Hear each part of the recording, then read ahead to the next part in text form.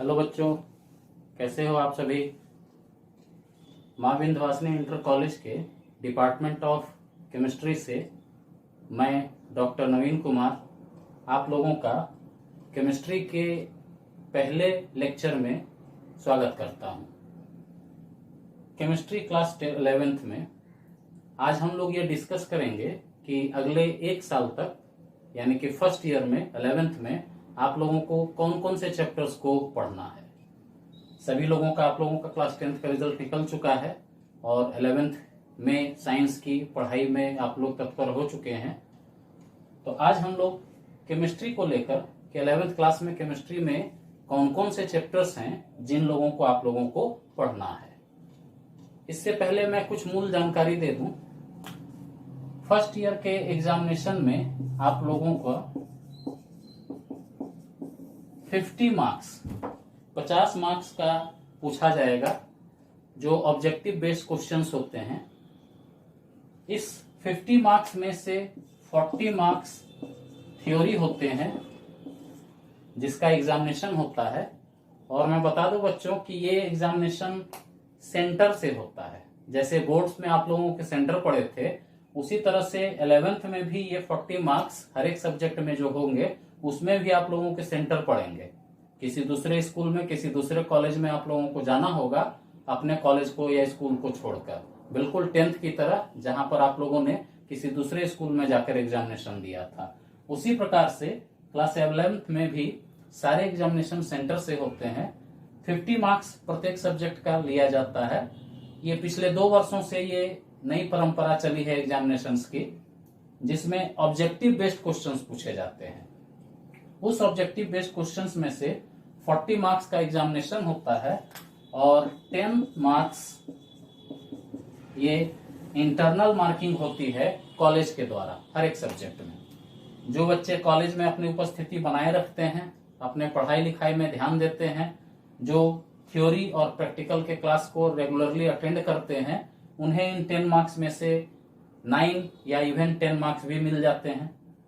और जो बच्चे रेगुलर नहीं होते हैं उन्हें इन 10 मार्क्स में से थोड़े कम मार्क्स की प्राप्ति होती है। और ये बहुत ही इंपॉर्टेंट है जो कॉलेज देता है। एक तरह से आप कहें ये प्रैक्टिकल है। 40 मार्क्स आपको थ्योरी को पढ़कर ऑब्जेक्टिव बेस्ड क्वेश्चंस को बनाना है। ये क्वेश्चंस ऑब्जेक्टिव होते हैं। ऑब्जेक्टिव का मतलब वस्तुनिष्ठ, बहुविकल्पीय प्रश्न। एक क्वेश्चन रहेंगे, उस एक क्वेश्चन के 4 ऑप्शंस रहेंगे। उन 4 ऑप्शंस में से एक ऑप्शंस को आपको चुनना है और उसको टिक लगाना है। इसकी एक अच्छी बात है कि अगर आप जानते हैं तो वो प्रश्न आप मात्र 5 सेकंड में बना सकते हैं। और अगर आपको अंदेशा है कि इसका उत्तर क्या होगा तो 4 प्रश्नों में से एक सही होने की संभावना के कारण आपके सही होने के चांसेस मात्र 25% रहते हैं। इसलिए इसमें फेल होने की गुंजाइश बहुत ज्यादा होती है, क्योंकि इसमें अनुमान के आधार पर बना पाना बहुत ही कठिन होता है। इसलिए 11th क्लास में बच्चों को बहुत ध्यान पूर्वक पूरे सिलेबस को अच्छे से पढ़ना होता है ताकि आप इस 40 अंकों में से अच्छे अंक लाकर पास कर सकें। और बच्चों ध्यान रखेंगे 11th क्लास में कंपार्टमेंटल की सुविधा नहीं है। अगर आप फेल हो गए तो एक वर्ष आपका पूरी तरह से बर्बाद हो जाएगा। आपको फिर अगले वर्ष 11th का एग्जामिनेशन देना होगा और आप फिर नए क्लास में 12th में आप प्रमोट हो सकते हैं। इसलिए 11th की पढ़ाई को बहुत ही गंभीरता से, बहुत ही सीरियसली करना चाहिए। ये एक सामान्य जानकारी थी एग्जामिनेशन पैटर्न का। अब हम लोग आएंगे 11th क्लास में आप लोगों को कौन कौन से चैप्टर्स हैं जो पढ़ने हैं और उनके बारे में एक ब्रीफ डिस्कशन हम लोग करेंगे। एक छोटी मोटी जानकारी लेंगे उन चैप्टर्स में क्या क्या पढ़ना है आप लोगों को अगले एक वर्ष के भीतर। हमारा पहला चैप्टर है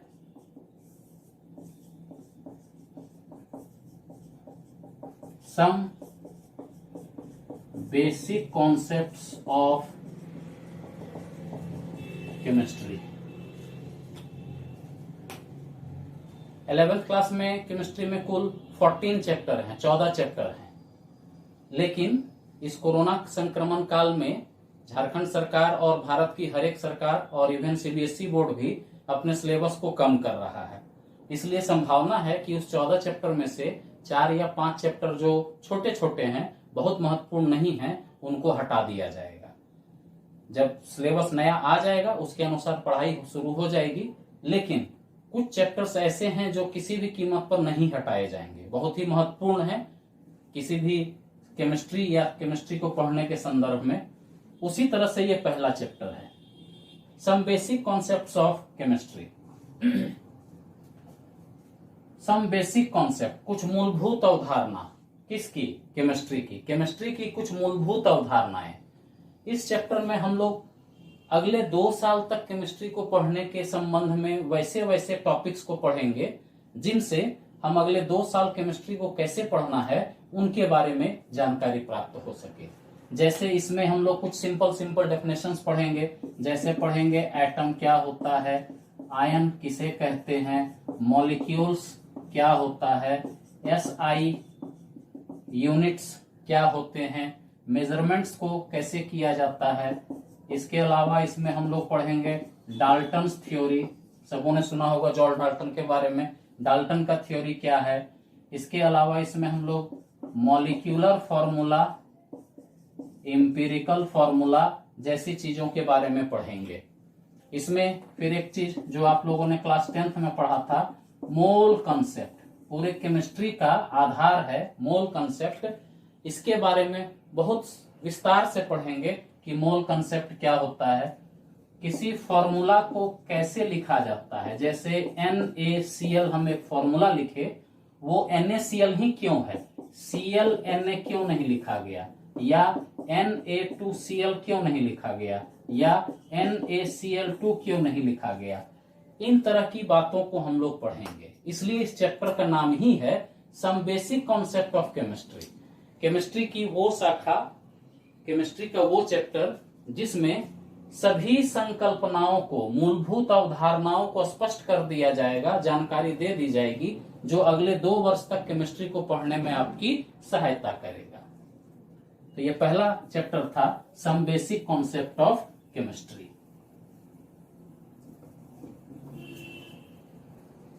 केमिस्ट्री के सेकेंड चैप्टर के तौर पर हम लोग पढ़ेंगे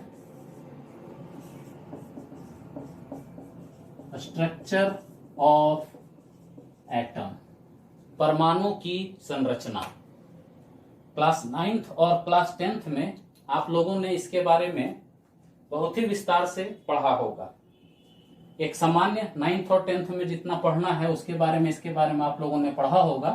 अब यहाँ पर क्लास 11th में इसको काफी डिटेल से पढ़ना है हम लोगों को, जिसमें हम ये पढ़ेंगे कि इलेक्ट्रॉन, प्रोटॉन, न्यूट्रॉन की खोज कैसे हुई, किन लोगों ने खोजा, रदरफोर्ड का क्या कार्य था, बोर का मॉडल क्या है, नील बोर का मॉडल, इलेक्ट्रॉनिक कॉन्फ़िगरेशन किसे कहते हैं।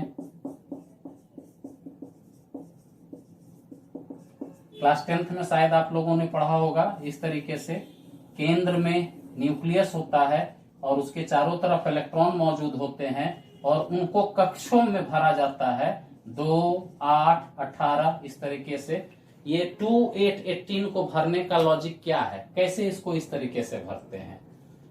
इनके सजावट को, जिसको हम इलेक्ट्रॉनिक कॉन्फ़िगरेशन कहते हैं, उनको 1s2, 2s2, 2p6,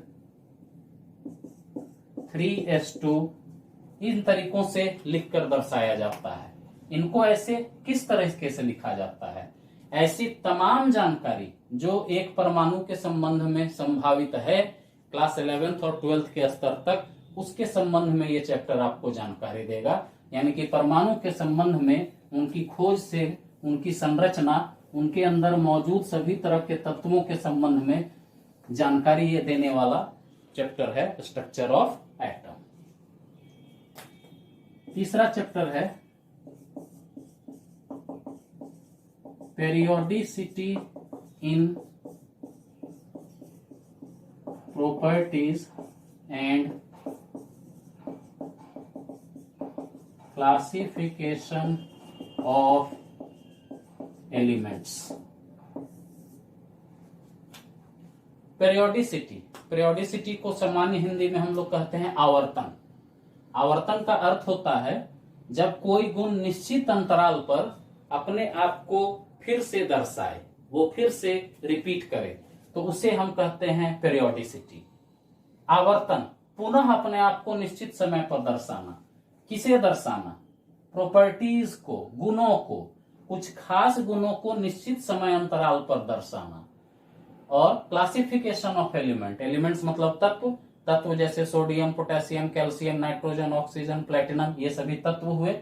उन तत्वों का वर्गीकरण, तो ये चैप्टर है जो आपको तत्वों के वर्गीकरण और उन तत्वों में निश्चित समय अंतराल पर होने वाले कुछ गुणों के आवर्तन के बारे में दर्शाएगा, बताएगा। और सामान्य भाषा में बोले तो ये चैप्टर आपको पढ़ाएगा, जानकारी देगा पीरियोडिक टेबल के बारे में, आवर्त सारणी के बारे में। क्लास 10th में आप लोगों ने इसके बारे में पढ़ा था, मेंडलीफ, न्यूलैंड, इन सबको बारे में। तो यहाँ पर भी अब हम लोग ये पढ़ेंगे कि मेंडलीफ साहब ने क्या किया था, न्यूलैंड ने क्या किया था। एक पीरियोडिक टेबल जिसकी संरचना अगर मैं बताऊं इस तरीके से होती है। यहाँ पर एस ब्लॉक है, ये डी ब्लॉक है, यहाँ पे पी ब्लॉक है और नीचे यहाँ पर एफ ब्लॉक है। हम ये जानने का प्रयास करेंगे इस चैप्टर में, ये चैप्टर ये जानकारी देगा कि ये 4 ब्लॉक कैसे बने, ये एस ब्लॉक, ये डी ब्लॉक, ये पी ब्लॉक और नीचे एफ ब्लॉक कैसे बने, तत्वों को किस तरीके से इनमें सजाया गया, और कुछ गुण जैसे परमाणु संरचना के बारे में, जैसे परमाणु रेडियस के बारे में, इलेक्ट्रोनेगेटिविटी के बारे में, इलेक्ट्रॉन एफिनिटी के बारे में, इन सबों में क्या गुण देखने को मिलता है इस आवर्त सारणी में, उसके बारे में ये संपूर्ण जानकारी देने वाला चैप्टर है। उसे ही कहते हैं periodicity in property and classification of elements. काफी महत्वपूर्ण चैप्टर है और क्लास 11th का ये तीसरा चैप्टर है। 4th चैप्टर जो कि एक बहुत ही महत्वपूर्ण चैप्टर है,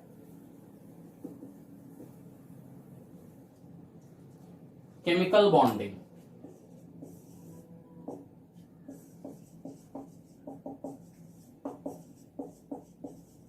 chemical bonding and molecular structure. रासायनिक बंधन और उन रासायनिक बंधनों के कारण बने हुए अणुओं का संरचना।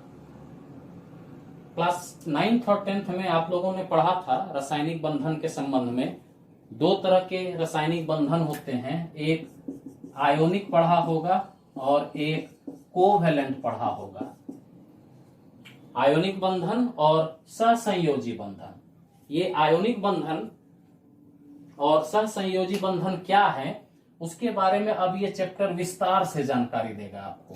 तो काफी विस्तृत जानकारी देने वाला ये चैप्टर है सभी प्रकार के रासायनिक बंधनों से।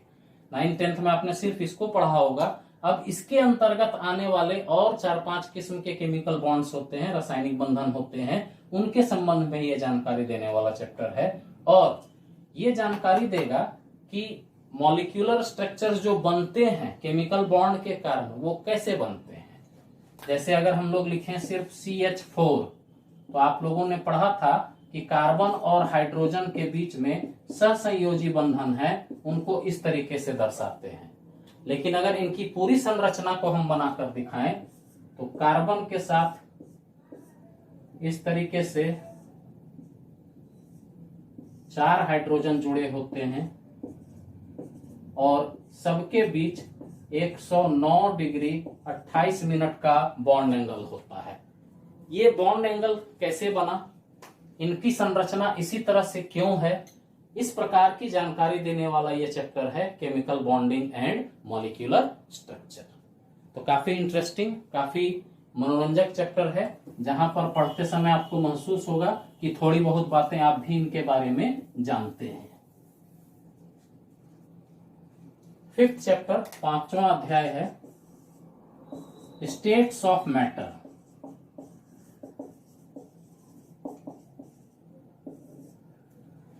पदार्थ की अवस्था। 9th 10th में, या कहिए कि आप 4th 5th क्लास से ही पढ़ना शुरू कर देते हैं, पदार्थ की 3 अवस्थाएं होती हैं, लिक्विड, सॉलिड एंड गैस, या सॉलिड, लिक्विड एंड गैस। ये 3 प्रकार के पदार्थ की अवस्थाएं होती हैं। इन 3 प्रकार के पदार्थ की अवस्थाओं के बारे में यहाँ पर हमारा फोकस होगा, और इनमें भी विशेष तौर पर हम लोग पढ़ेंगे इस चैप्टर में गैस के संबंध में। गैस के संबंध में गैसें कैसे बिहेव करती हैं, गैसों का अपना मॉलिक्यूलर अट्रैक्शन, मॉलिक्यूलर फोर्स क्या होती है, और एक दूसरे को भौतिक और रासायनिक तरीके से कैसे गैस प्रभावित करती है। प्लस गैस से रिलेटेड कुछ हम लोग इसमें नियमों को पढ़ेंगे, जैसे बॉयल्स का नियम, बहुत सारे नियम है, 7-8 नियम है, उन सभी नियमों को इसमें हम लोग पढ़ेंगे। बॉयल्स लॉ, एवोगाड्रो का law, combined gas law, ideal gas equation, इस तरीके से बहुत तरह के गैस से रिलेटेड इक्वेशन हैं जो इस चैप्टर में हम लोगों को पढ़ना है। सॉलिड और लिक्विड को क्लास 12th में पढ़ेंगे, क्लास 11th में केवल गैसों के संबंध में जानकारी।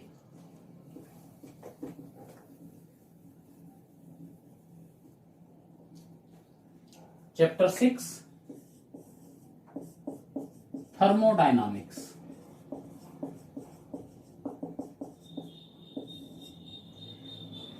उष्मागतिकी के सिद्धांत। इस छठे चैप्टर में, 6th चैप्टर में हम लोग उष्मागतिकी के सिद्धांत के संबंध में पढ़ेंगे। 9th और 10th में आप लोगों ने रासायनिक अभिक्रियाओं से संबंधित छोटी छोटी 1-2 बातें पढ़ी होंगी, जैसे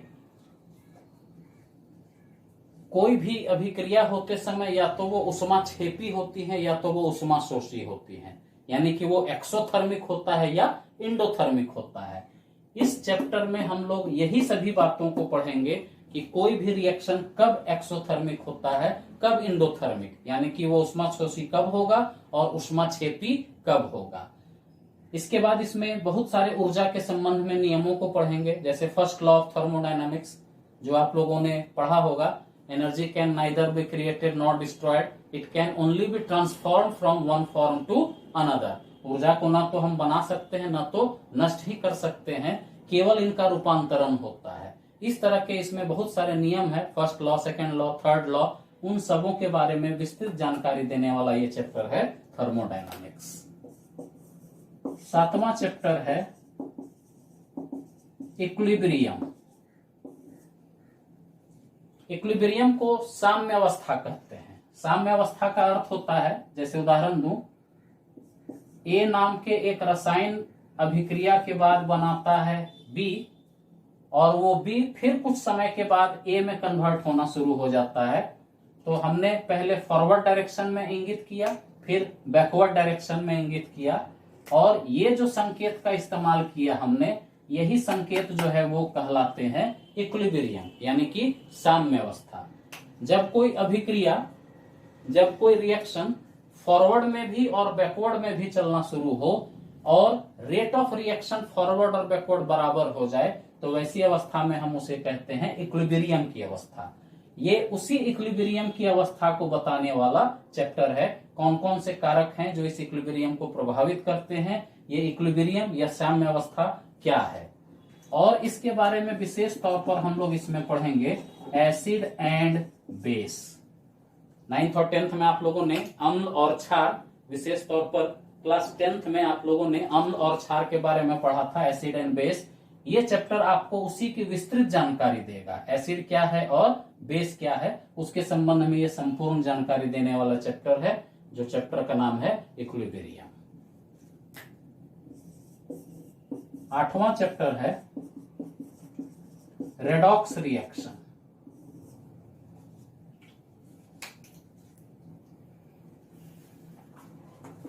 नाइन्थ और 10th में आप लोगों ने पढ़ा होगा एक टर्म, ऑक्सीकरण और अवकरण। किसी रासायनिक अभिक्रिया में ऑक्सीजन का जोड़ना ऑक्सीकरण, किसी रासायनिक अभिक्रिया में ऑक्सीजन का बाहर चले जाना या हाइड्रोजन का जोड़ना अवकरण। उसी को हम लोग इंग्लिश में कहते हैं ऑक्सीडेशन एंड रिडक्शन। और ऑक्सीडेशन और रिडक्शन जब एक साथ होते हैं तो उन्हें ही कहा जाता है रेडॉक्स रिएक्शन। ये रेडॉक्स रिएक्शन क्या है, ऑक्सीडेशन कब होता है, रिडक्शन कब होता है, ऑक्सीडेशन और रिडक्शन से संबंधित अलग तरह की अवधारणाएं कौन सी हैं, उन सबों की जानकारी देने वाला ये चैप्टर है रेडॉक्स रिएक्शन। इनमें इस तरह की चीजों के अलावा हम लोग पढ़ेंगे कि एक रासायनिक अभिक्रियाओं को किन किन तरीकों से हम लोग बैलेंस कर सकते हैं। और इस चैप्टर में हम लोगों को विशेष तौर पर पढ़ना है बैटरी, जो हम लोग ड्राई सेल या नॉर्मल इन्वर्टर की बैटरी यूज करते हैं, वो किन सिद्धांतों पर काम करता है, उनमें कौन सी रासायनिक अभिक्रियाएं होती हैं, उन सब के बारे में जानकारी देने वाला ये चैप्टर है रेडॉक्स रिएक्शन। ये हमारा केमिस्ट्री का 8वां चैप्टर था।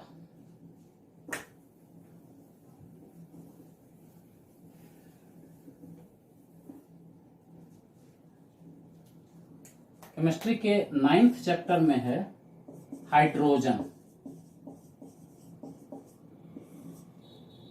हाइड्रोजन आवर्त सारणी का पहला एलिमेंट, ब्रह्मांड में सबसे ज्यादा मात्रा में पाया जाने वाला तत्व, सबसे सरलतम तत्व, इनके संबंध में संपूर्ण जानकारी देने वाला ये चैप्टर है हाइड्रोजन। और इसमें इसके अलावा हम लोग पढ़ेंगे वाटर H2O के बारे में, H2O2 हाइड्रोजन पेरोक्साइड के बारे में, और भारी पानी गुरु जल D2O के बारे में। वो चैप्टर है हाइड्रोजन। 10वां चैप्टर है एस ब्लॉक।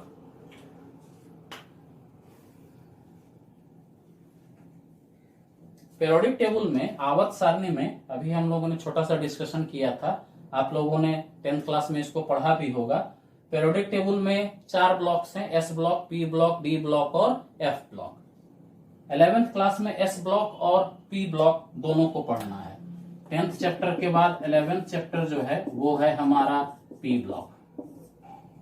इन दोनों में पढ़ना है एस ब्लॉक कैसे बनता है या पी ब्लॉक कैसे बनता है। एस ब्लॉक या पी ब्लॉक में जितने भी तत्व हैं उनके कुछ भौतिक और रासायनिक गुण, उनके कुछ फिजिकल एंड केमिकल प्रॉपर्टीज, इनके संबंध में पढ़ना है। और इस समूह से, इस ग्रुप से जुड़े हुए कुछ इंपॉर्टेंट कंपाउंड्स, कुछ महत्वपूर्ण यौगिकों के बारे में पढ़ना है। जैसे एस ब्लॉक में हमें पढ़ना है NaOH के बारे में, Na2CO3 sodium hydroxide, sodium carbonate के बारे में। उसी तरह से जब हम लोग पी ब्लॉक पढ़ेंगे तो यहाँ पर पढ़ेंगे बोरिक एसिड H3BO3 के बारे में, बोरेक्स के बारे में पढ़ेंगे Na2B4O7। इस तरीके से बहुत सारे इंपॉर्टेंट कंपाउंड्स, महत्वपूर्ण यौगिक जो पी ब्लॉक के हैं और एस ब्लॉक के हैं, उनको काफी विस्तार से हम लोगों को इन चैप्टर्स में पढ़ना है।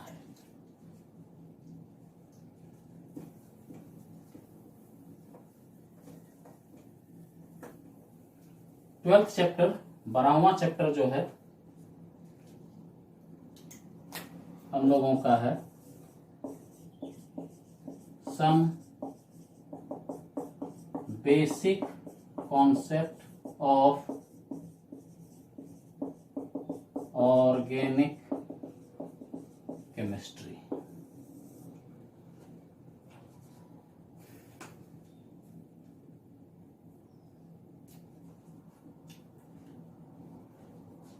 ऑर्गेनिक केमिस्ट्री की कुछ मूलभूत अवधारणाएं। ऑर्गेनिक, जिसको हिंदी में आप लोगों ने कार्बनिक पढ़ा होगा, इस कार्बनिक रसायन के बारे में ये पूरा चैप्टर है। काफी इंटरेस्टिंग चैप्टर है। इसमें हम लोग पढ़ते हैं नोमेनक्लेचर, नामकरण। जैसे अगर कोई एक कार्बन युक्त है तो उसका नाम पढ़ने की शुरुआत होगा मीथ, अगर कोई 5 कार्बन युक्त है तो उसका नाम पढ़ने की शुरुआत होगा पेंट। ये नोमेनक्लेचर कहलाता है।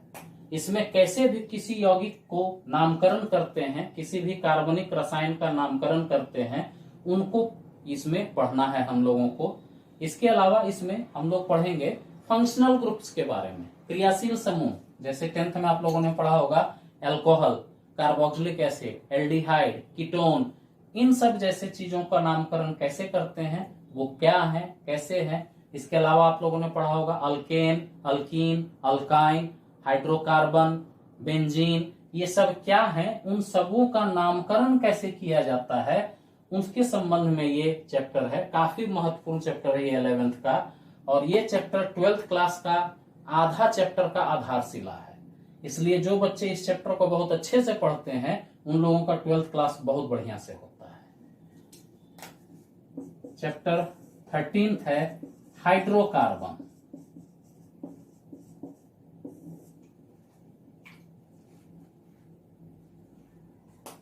हाइड्रोकार्बन में दो शब्द हैं, एक है हाइड्रो मतलब हाइड्रोजन, दूसरा है कार्बन मतलब कार्बन।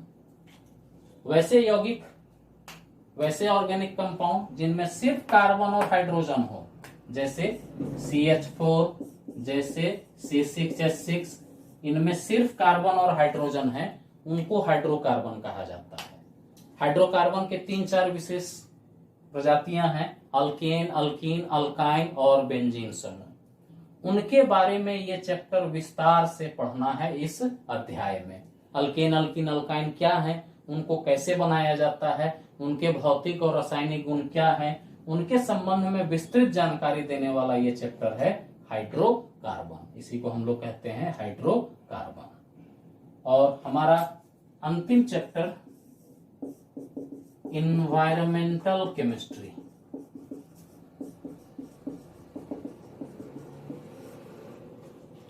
वातावरण के संबंध में जानकारी देने वाला ये चैप्टर है।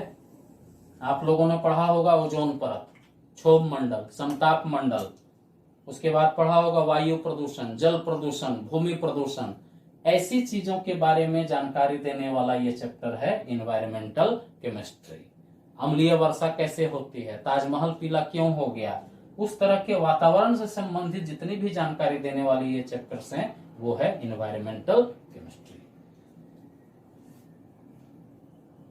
तो बच्चों, हम पाते हैं कि ये 14 चैप्टर जो 11th क्लास में हैं, उन्हीं में से हमें 40 नंबर का थ्योरेटिकल देना है और 10 नंबर का प्रैक्टिकल देना है, जो इंटरनल मार्किंग के तौर पर लिया जाता है कॉलेजों के द्वारा। जैक सभी बोर्ड्स की तरह अपने सिलेबस को कम करेगा, तो पूरी संभावना है कि इन 14 चैप्टर्स में से 3-4 चैप्टर्स हट जाएं या उनमें से कमी कर दिया जाए और 30 से 40% तक सिलेबस को कम किया जाएगा। अगले 15 दिनों में उसके बारे में सब लोगों को जानकारी हो जाएगी। 15 अगस्त तक ये सारा इंफॉर्मेशन आ जाएगा। तो आज का हमारा डिस्कशन यहाँ तक था कि कौन कौन से वो चैप्टर्स हैं जो केमिस्ट्री में आप लोगों को इस वर्ष पढ़ना है। नेक्स्ट लेक्चर में हम लोग पहले chapter some basic concept of chemistry, वहां से अपने अध्ययन की शुरुआत करेंगे।